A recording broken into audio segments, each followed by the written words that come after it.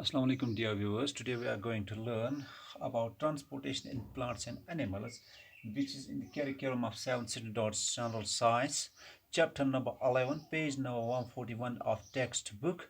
So let's begin. As we know, living organisms need food, water and oxygen.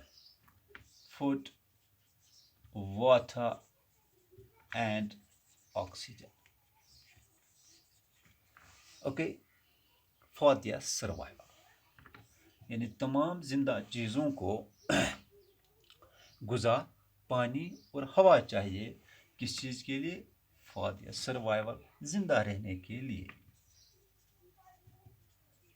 Okay, carbon dioxide, water, in case of plants, जहाँ तक पौधों का ताल्लुक है, plants का ताल्लुक है, ग्रीन प्लांट्स का ताल्लुक है, carbon dioxide, water and sunlight are required. Okay, carbon dioxide, water and sunlight is required. Okay, these substances need to be carried, transported to various parts of the plant. यानी कि अगर हम carbon dioxide की बात करते हैं, water की बात करते हैं, सनलाइट की बात करते हैं, तो जब ये एब्जॉर्ब हो जाते हैं किसी ऑर्गन के ज़रिए, फॉर एग्जांपल कार्बन डाइऑक्साइड जो है इसको लीफ एब्जॉर्ब करती है, वाटर जो है इसको रूट्स एब्जॉर्ब करते हैं, और सनलाइट जो है it is trapped by the green pigment which is present in the leaves. So जब हम बात करते हैं कि जब रूट्स पे बात आती है, रूट्स एब्जॉर्ब करते हैं वाटर को, अगर फूड जो है वो तैयार होता है लीफ में, food factory of the plant यानी लीफ में वो तैयार हो जाता है, तो इसको रूट से लीफ तक पहुंचाने के लिए एक सिस्टम चाहिए, हमें एक निज़ाम चाहिए जो इसको रूट्स तक पहुंचाएगा. इसी तरह जब लीव्स में यानी फूड फैक्ट्री ऑफ प्लांट में फूड तैयार हो जाता है, उसको फिर ट्रांसपोर्ट करने के लिए, कैरी करने के लिए to the different parts of the plant को ले जाने के लिए we need a system. Similarly, in case of animals, animals need food, water and air.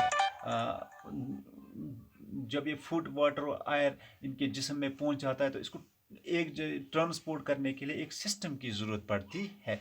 मिसाल के तौर पर अगर हम हवा की बात करते हैं, आयर की बात करते हैं, जब हम ऑक्सीजन ले लेते हैं तो ये हमारे फेफड़ों में चला जाता है, और जब ये लंग्स में पहुंच के फिर इसको to every part of the body तक पहुंचाना है, उसके लिए एक सिस्टम है जिसके ज़रिए ये वहाँ तक पहुंचता है. इसी तरह गुज़ा जो है, जो हम खा लेते हैं, ये स्टोमक में चला जाता है, इंटेस्टाइन में चला जाता है, इस पर बहुत सारे एक्शंस हो जाते हैं.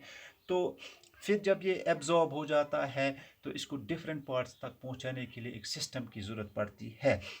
इसी तरह सिमिलरली प्लांट्स में भी और एनिमल्स में भी जब हम बात करते हैं, तो प्लांट्स और एनिमल्स की भी, दोनों की जब हम बात करते हैं, तो वहाँ पे वेस्ट प्रोडक्ट्स जो है, जब गुज़ा हम खा लेते हैं, थोड़ा गुज़ा प्रिपेयर कर लेते हैं प्लांट्स में, तो वहाँ पे एक वेस्ट प्रोडक्ट्स तैयार हो जाते हैं, उनको थ्रो आउट करना है, उनको बॉडी से बाहर निकालना है, तो वो भी एक ट्रांसपोर्ट सिस्टम के ज़रिए हो जाता है. मिसाल के तौर पर एनिमल्स जो है फेसिस करते हैं या यूरिन करते हैं, इसी तरह प्लांट्स में भी ट्रांसपायरेशन हो जाती है.